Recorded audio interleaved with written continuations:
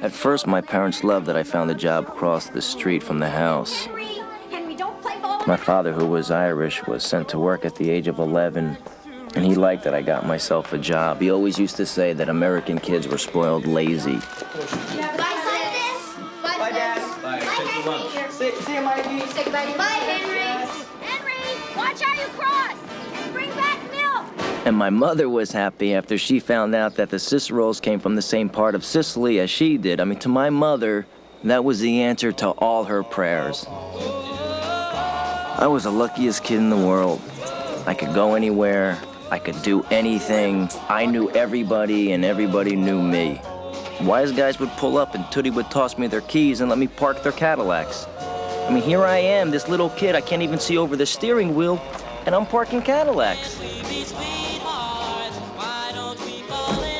But it wasn't too long before my parents changed their minds about my job at the cab stand. For your mother and sister, make sure you give them to her. For them, the cab stand was supposed to be a part-time job, but for me, it was definitely full-time. That's all I wanted to do. And see, people like my father could never understand, but I was a part of something. I belonged. I was treated like a grown-up. Harry, look, Henry, tell him 519. It's a bad Every number. day I was learning to score. $1 here, $1 there. I was living in a fantasy. Fuck is Mother Renne's spot. Is that right? Did you have a good day at school today? My father was always pissed off. Learned a lot. He was pissed that he made such lousy money. He was pissed that my kid brother Michael was in a wheelchair. He was pissed that there were 7 of us living in such a tiny house. Why don't you tell me about this? It's a letter from school. It says you haven't been there in months. In months! You think you're so smart? You're nothing but bum! You want to go up to be a bum? But after a while, he was mostly pissed because I hung around the cab stand. He knew what went on at that cab stand. And every once in a while, I'd have to take a beating. But by then, I didn't care. The way I saw it, everybody takes a beating sometime. I can't make any more deliveries. What do you mean you can't make any more deliveries? You're gonna fuck everything up. My dad said he's gonna kill me. Look. Come on with me. That in dead kid? No. How about him? Nope.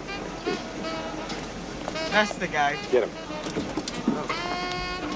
Excuse me. Yeah?